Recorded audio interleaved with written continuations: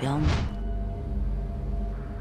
戴娜，我劝你不要太过分了，你做的太过了，我会向斯特林家族直接提出申请，我接着到天海来对付你。你要是真的有办法，就不会打电话来跟我说一些废话。别闹了，谢言，我也就是陪你玩玩才接这个电话的。挂了。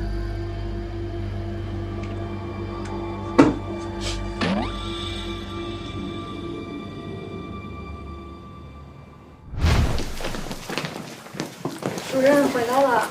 你们下班了？基本没有电话打来了。18层那边好出了什么事，大家正在紧急会议，也没有我们技术部什么事了，大家也该休息了。你们走吧。主任再见。再见。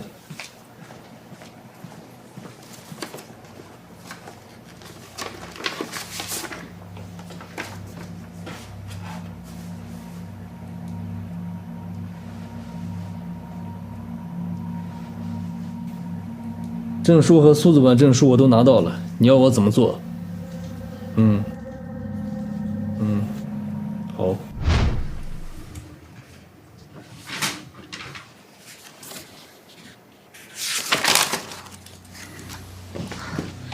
到底怎么回事？让他们跟你说。为什么会出现资金回笼的问题？我们和天浪公司博弈，本来股价已经被他们抬高到基价的2到3倍，但是他们还不肯放手。不松口是什么意思？现在我们不是要回收资金、回购股份吗？没错，我们已经和一部分投资人签订合同，受天浪的影响，这份价格比较高，现在停止合同，投资人可能愿息事宁人，我们只需要支付滞纳金。当然，如果投资人好说话的话，我们可能连滞纳金都不需要。是投资人不肯松口？根据推测，是天浪授意他们这样做的，他们想拖垮我们的资金链。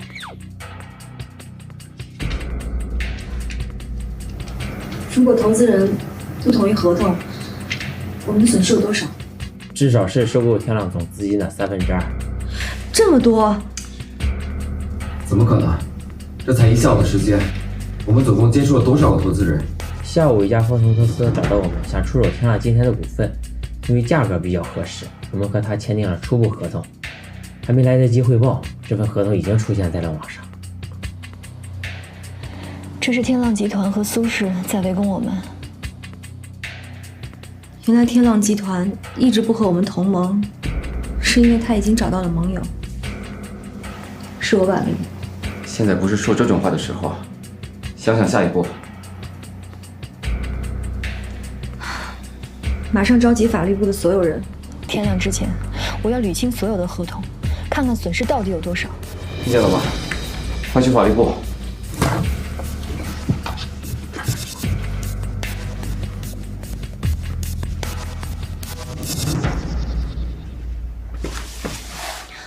我们2个现在一定要轮流休息，对方现在一定会有大动作，我要保证我们2个有一个是醒着的。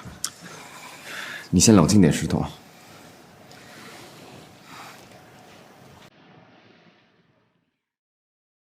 如果爸爸他还在的话，你别说这种话。现在红顶的人都会陪你到天亮，不要在大家面前软弱。我该怎么办呢？我也会陪你到天亮，等你休息之后，我再想想别的办法。别的办法？他们用了这些手段，就一定留下了破绽。可是如果今天我们完成不了这些工作，明天天浪的人一旦发起攻击，我们就毫无招架之力了。我明白，我会陪着你。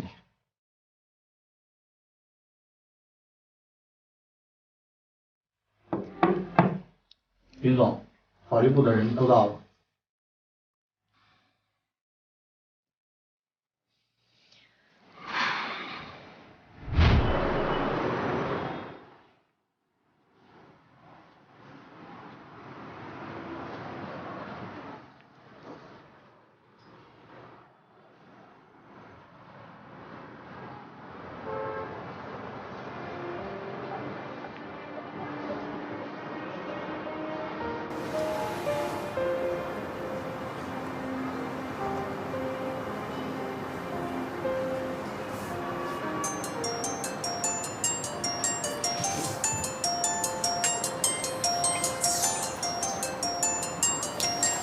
现在几点了？5点半了。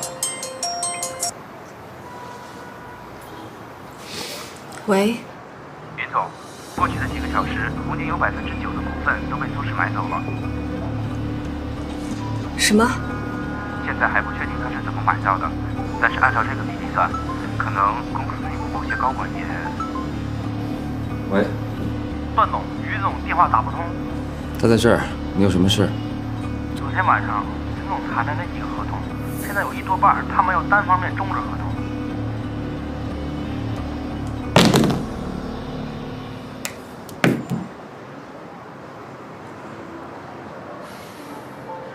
没事，你想想别的办法。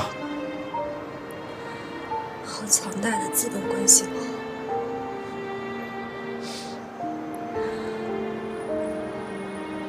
我赢不了的。这种资本关系网，我连见都没有见过，我到底应该怎么办？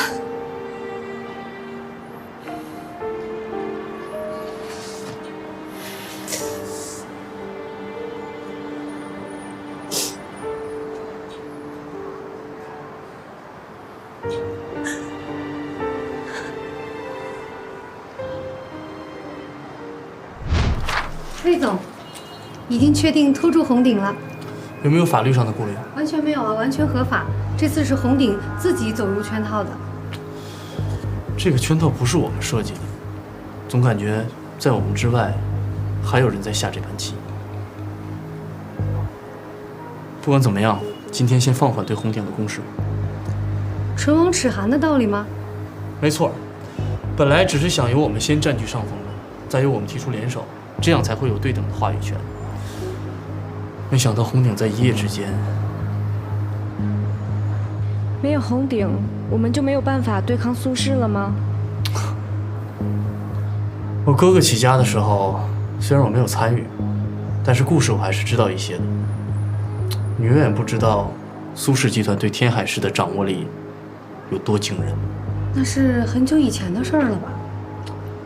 现在这个老怪物还没死，我不相信这种掌控力会减退。明白了，我这就去安排放松对红鼎的牵制。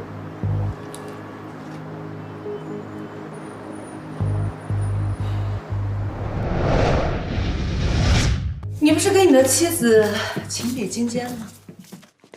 我都不骚扰了，你还来干什么？红鼎遇到了麻烦，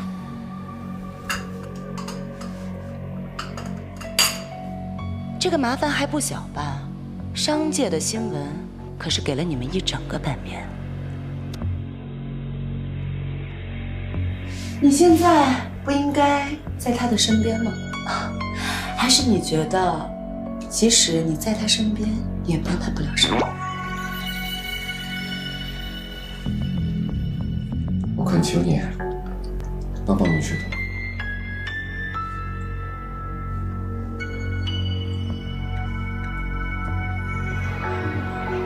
怎么办？要不要通知飞哥？你赶紧给他打电话。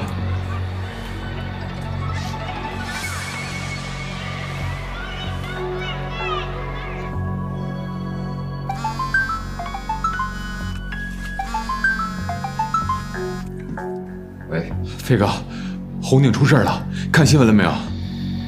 新闻上怎么说的？说是开发区停工暴乱。我这边还有其他的事情，你跟姑姑看看能帮上什么忙。行，稳住局面就靠你们了。知道了，飞哥。红鼎上下还真是团结。这个企业已经经历了很多磨难，连你的同事都这么努力的挣扎，而你却来求一个局外人，这样合适吗？要不你给我讲个故事听听吧，就讲你跟云总裁的故事好了。你肯帮忙吗？可能会，可能不会。我不是说过吗？红鼎的命运也许就掌握在一个贴身保镖的手里。